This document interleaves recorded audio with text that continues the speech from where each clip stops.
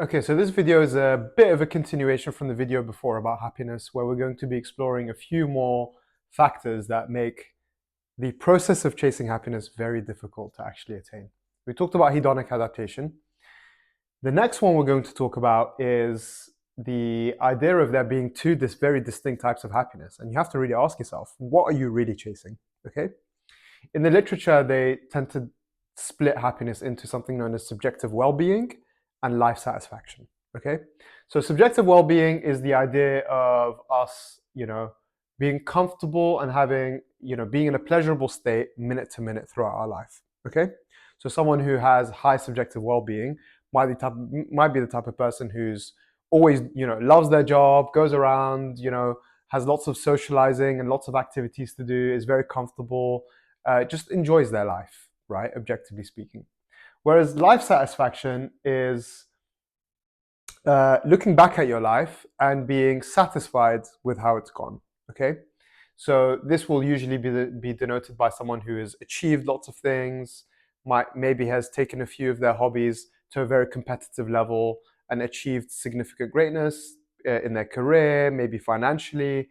There are a lot of things that they've done in their life that they're very proud of, and the way you actually elicit those two types of happiness is very different. So to get a gauge of subjective well-being, the way they tend to do this is scientists will like ask participants questions multiple times a day, saying, "Oh, how happy are you right now?" Okay, and then they take an average, and then they get an idea of roughly how happy they are minute to minute.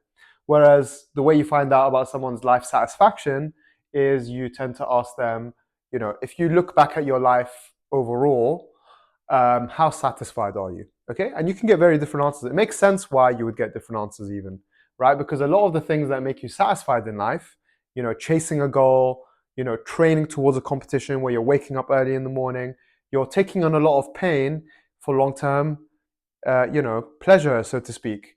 But because you're undergoing all of that pain, your subjective well-being tends to be lower.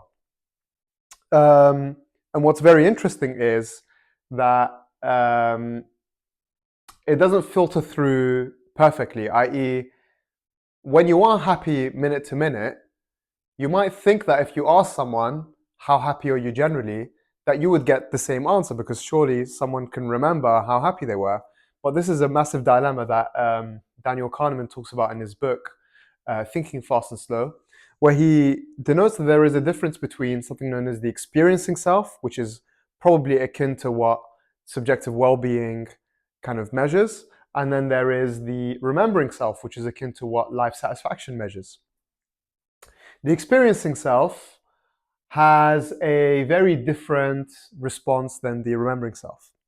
So for example, we can't encode how happy we are throughout the entirety of our lives perfectly because obviously there's a very, in terms of storing information about experiences, the brain needs to be very efficient, right? It can't just store it all in the same way. So the way it tends to encode experiences is using something known as the peak end rule, which is it takes the peak of that experience and the end of that experience and it finds the average between the two and it encodes that entire experience based on that. Okay? So for example, let's say you go to a concert and it was a great concert. It was, you really enjoyed it, okay? But it just happened that at the end, the microphones, all malfunctioned, and then there was a terrorist attack, and then a bunch of things happened, right? You will probably actually, that was a bad example because you would be right in not enjoying the concert. Let's just ignore the terrorist attack part of that. The microphones are screeching. The last song was terrible. It was not your favorite song, right? You're going to encode that experience as being a lot worse than it was because you might have been at that concert for a couple of hours and the last song might have only been playing for 5 minutes.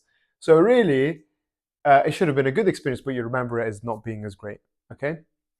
And there's loads of interesting consequences of this, right?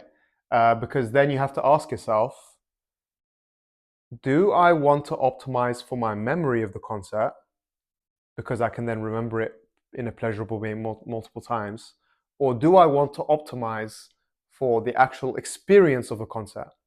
And even if I wanted to optimize for the experience, how can I do that? Because my brain will never remember it correctly in the first place, right?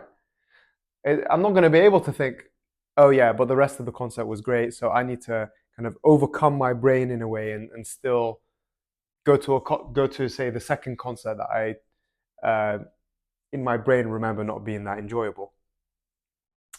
So it's just very hard for you to chase experiencing happiness. You're kind of, that's the reason why most people tend to then end up chasing life satisfaction inadvertently, even if they didn't want to. They actually just want to have a good life rather than just optimize for, memories and so on.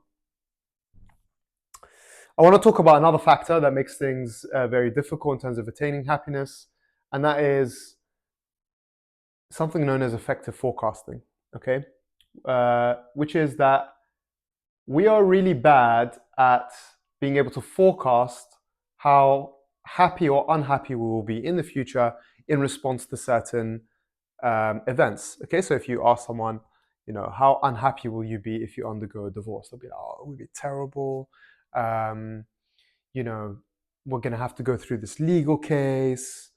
I love my wife and I'm going to have to end up, it's going to be a massive breakup and it's going to be so messy. And what do we do about the kids and so on? And sure, divorce is never going to be a pleasure. So the good thing is that we're good at directionally being able to tell what's going to happen after an event. So you're going to be upset for sure, right? That's that's a given.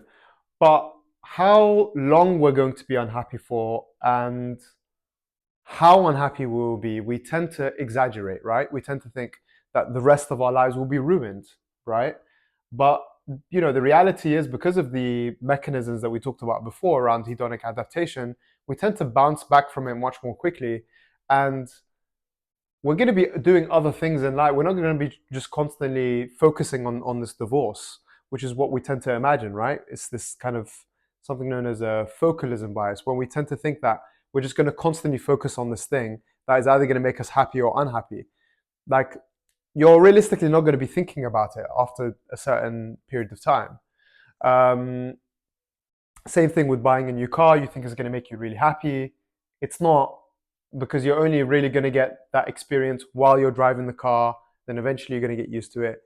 And even me telling you this, right, you think, okay, well, now I'm going to take that into account when I make my decisions. You'll never really be able to completely adapt to it, right?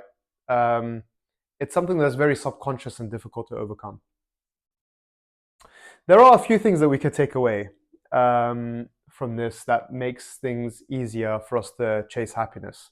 So, for example, when it comes to hedonic adaptation, I think us just making that adjustment in our head, knowing that things are not going to make us as happy as we think it's going to make us, can help us avoid making decisions. Like, for example, personally, I'm not a materialistic person for that reason. I know that it's not going to make me happier. So why am I going to sacrifice my financial stability for the sake of something that's not necessarily going to make me happier? Experiences tend to have less adaptation than possessions. That's one thing in the research. So, for example, if you're going to do an experience, that you're going to travel, or you're going to do something that you can remember for a long time, that you're going to enjoy generally more than a material possession. So probably tilt your spending towards that if happiness is your goal. It's also very useful to every now and then, reflect on where you are and overcome the reality minus expectations model, as I said. So you want to have low expectations, you want to be humble, you want to appreciate what you have in life every now and then. Be appreciative for those small things, okay? And research has shown that actually helps, because it resets that comparison point that allows you to enjoy life a lot more. Thank you everyone for watching. I would like to know if you find these videos useful, whether you'd like me to make similar ones on other psychological facts of nature. I find it really interesting to research about myself, so would love to make some more if you want.